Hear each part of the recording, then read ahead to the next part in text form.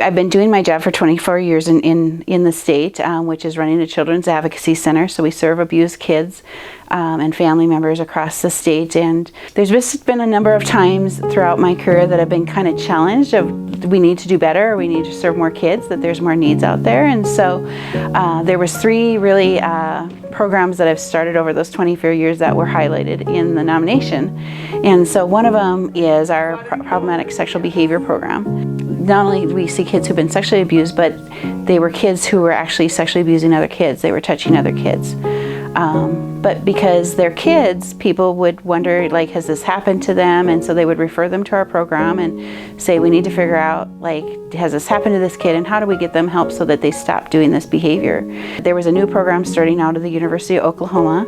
I reached out to them. They were just starting a pilot project to train people across the U.S. on how to apply their research to practice, which is serving kids with problematic sexual behaviors. And so we were one of the 5 centers across the country awarded to begin this process. And now we have a really robust problematic sexual behavior program across the state that serves kids all over the state, and also in Montana, South Dakota, and Minnesota, because we're the only PSB program in a 6-state area that uses evidence-based treatment.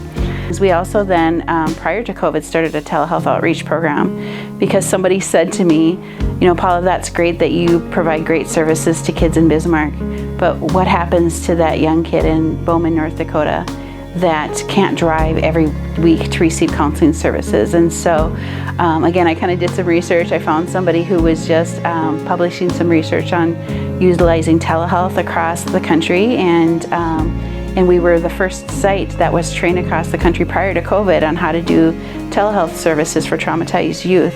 And so not only have we started the program and it serves kids all over the state, I've now become a national trainer and train other people on how to do that. And so then the third program that was cited in the letter of support was about 5-6 years ago. Some colleagues came to me and said, what are we doing with resiliency? Like, you know, we work with trauma every day. We're embedded in hearing stories, and, you know, we're kind of flooded in the work that we do of hearing all these awful things that happen to kids and families. And that affects us as staff, and it affects us as a community, and the work that we're able to provide to our families. And so I reached out to some other colleagues, and we again we wrote a large grant to consult with some international experts on resiliency. And we started a program in North Dakota called Building Resiliency Together that's become a big statewide program and highly successful in doing training. We do a lot of outreach. We create a lot of resources for other nonprofits. And then we have a membership program where people can receive counseling services if they're affected by their trauma. And so those were really kind of the 3 reasons, or the things that were cited in the program. I mean, I'm sure over 24 years we've done a lot of other really cool things, but it's so important to me that if there's a need out there, that we find a way to meet that need, whether it's for our families or our staff or our community. And I think a part of the reason that I was nominated and won the award was because I'm not afraid to step up and raise my hand and say, I'll take that on.